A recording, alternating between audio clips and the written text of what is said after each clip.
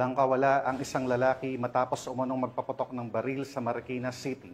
Nang mabilis na rumispende ang mga tauhan ng Marikina City Police Station sa tawag ng isang concerned citizen sa 911. Sa loob lamang ng 4 na minuto mula sa pagtanggap ng ulat, naabutan at naaresto ng mga pulis ang suspect na ngayon ay nahaharap sa kasong illegal discharge of firearms at alarms and scandal. Yan ang tinutukan ni Patrolman Jenny May Dolor.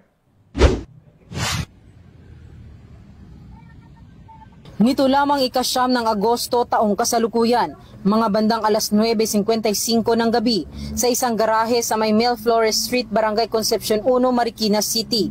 Ayon sa investigasyon, napag-alaman na bago pa nangyari ang insidente, nakita di umano ng kapitbahay ng sospek na ito ay nag-iinuman kasama ang iba pa. Subalit makaraan ang ilang sandali, biglang nabulabog ang mga residente sa nasabing lugar dahil sa 4 na beses na putok ng baril na kanilang narinig mula sa bahay ng sospek.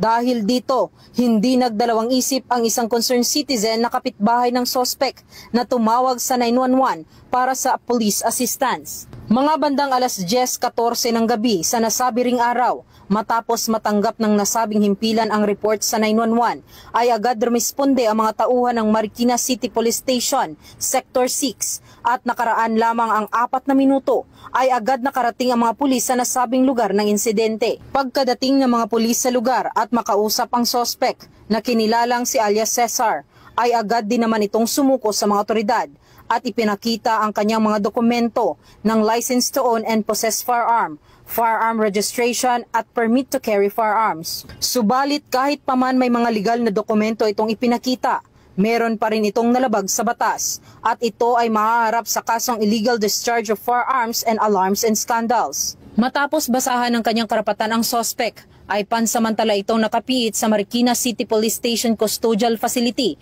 para sa kaukulang disposisyon. Nagpapasalamat ako na mas dumating po sila sa maaga, early on. Aga pa naman po kagad ng station. And ang akin lang, wala naman po kaming against dun sa nangyari. Pero sa kapakanan na lang din po ng mga nakatira din dito.